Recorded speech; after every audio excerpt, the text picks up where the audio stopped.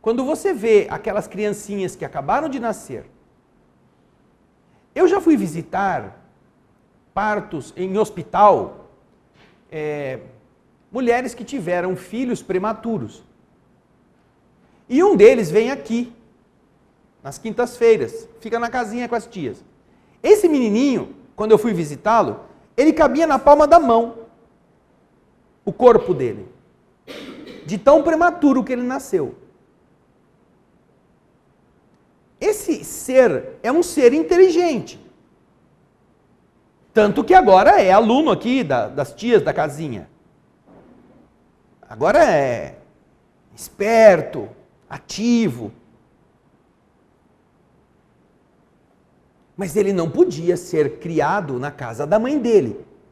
Quando a mãe saiu do hospital e ele ficou daquele tamanho, ela não tinha como cuidar dele, mesmo sendo mãe, ele não sabia nem mamar. Não tinha estrutura sequer modelada para fazer aquilo que uma criança que nasce normalmente faz. Quando você faz estágio de neonatal, você aprende a dar leite para esses recém-nascidos ou para essas crianças prematuras, que são infundidos através de uma sondinha que entra pelo nariz, finíssima, e você tem que colocar uma quantidade de leite dentro de uma seringa sem tampa, sem o êmbolo. Você não tem que injetar, você tem que colocar o leite lá, você tem que anotar, foram 10 ml de leite, tal horário.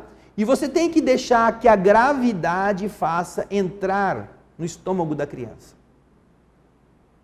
Aí no dia seguinte, que alegria, hoje foram 11 ml. Passa 3 dias com 11 ml. Aí mais 3 dias você vai para 14 ml. Para que aquele leite vá gerando os recursos físicos para o corpo ir crescendo até chegar a um nível que a criança possa com segurança sair da incubadora, porque ela tem que ficar incubada, tem que ficar protegida, ela não tem defesa, não tem imunidade, não tem anticorpos, não tem nada. E assim, quando ela já tiver construído isso, ela possa sair e ir para casa. Então você imagina, nós estamos falando do ser humano. Agora, já pensou? Nós fomos criados antes disto. Nosso espírito não era ainda o espírito humano. Estamos numa condição ainda pior do que esta de um ser que já é humano e é prematuro. Onde que são as nossas primeiras reencarnações? Não podem ser no ambiente humano como nós temos hoje. É incompatível. Nós precisaremos da incubadora. A incubadora natural para aquele tipo de vida. Ir se construindo lentamente.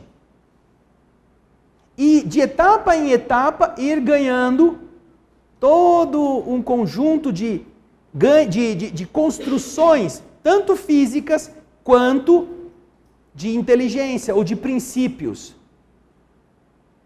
Quando vocês estudam a botânica e a zoologia, eu me lembro que no meu segundo ou terceiro colegial, a nossa professora na minha escola, ela adotava um livro dessa grossura assim, uma capa verde, era um livro de zoologia, que ele era completo.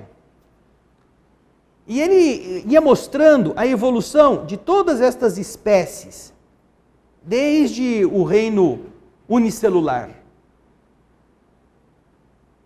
E você começa a perceber como as estruturas vão se somando, vão se interconectando, vão criando. Quando você vê a elaboração da célula, nós não estamos falando da vida organizada, estamos falando da célula.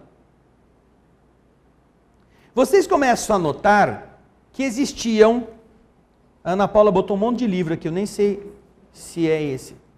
Tudo bem, Ana Paula. Vocês começam a perceber que primeiro existia um conjunto solto, não é nenhum desses.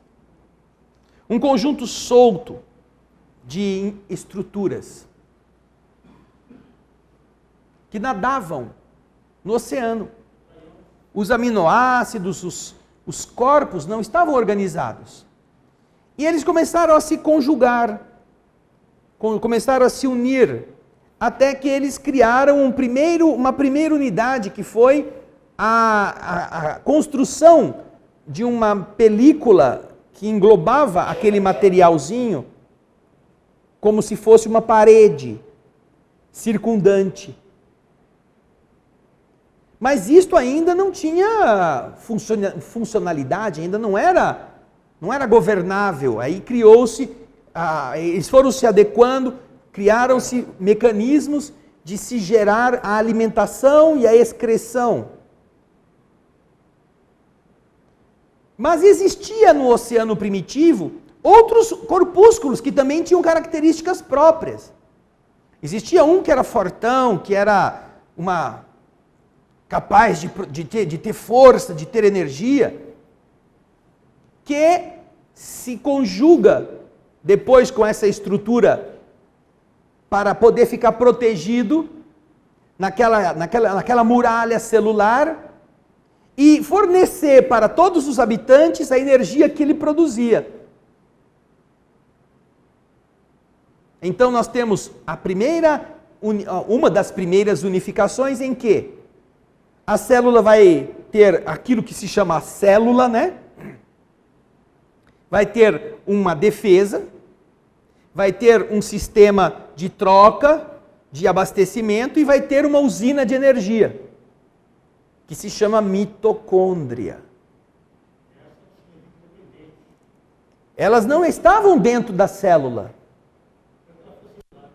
Elas foram inseridas depois, como se você tivesse Sabe quando você cria uma simbiose, as plantas que uma ajuda a outra, uma tem uma característica, a outra tem a outra, e vão combinar. Então, essa simbiose foi o começo de tudo para se ter uma estrutura.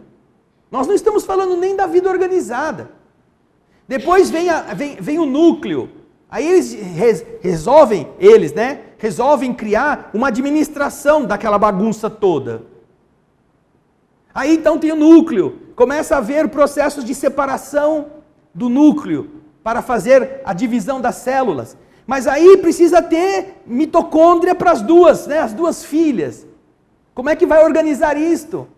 Então é preciso organizar todo um sistema para gerar aquilo que depois, um dia, vai corresponder a 10 trilhões de unidades de um único corpo, que é o nosso. Imagina. 10 trilhões. Nosso corpo tem 10 trilhões de células, em média. Mas no começo, as células não eram como são as nossas.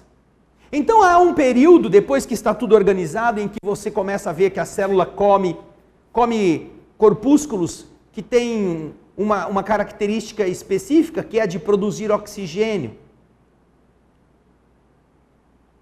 Umas bolinhas verdinhas, algas flutuantes, que agora elas começam a engolir e ela começa a usar o oxigênio que essa célula produz à luz e tirar benefícios daquilo.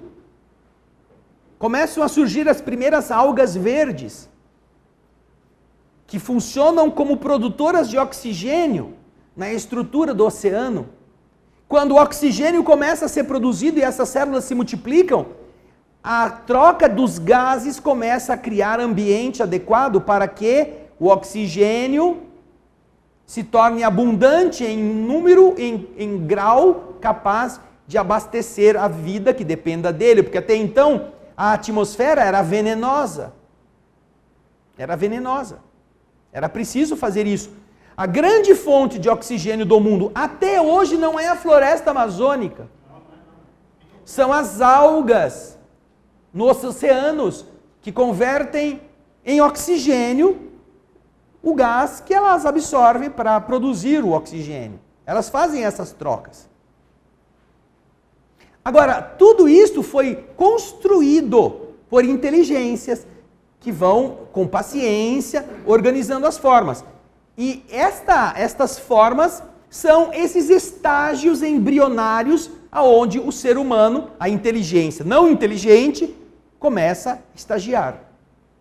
É essa a noção que eles nos dão, ainda que de forma assim bastante ampla, sem entrar nesses detalhes, como nos dá a resposta da questão 607. A pergunta eu vou repetir aqui. Foi dito que a alma do homem, em sua origem, está no estado da infância na vida corpórea, que sua inteligência apenas desabrocha e ensaia para a vida, onde o espírito cumpre essa primeira fase. E a resposta dos espíritos é: numa série de existências que precedem o período a que vocês chamam de humanidade.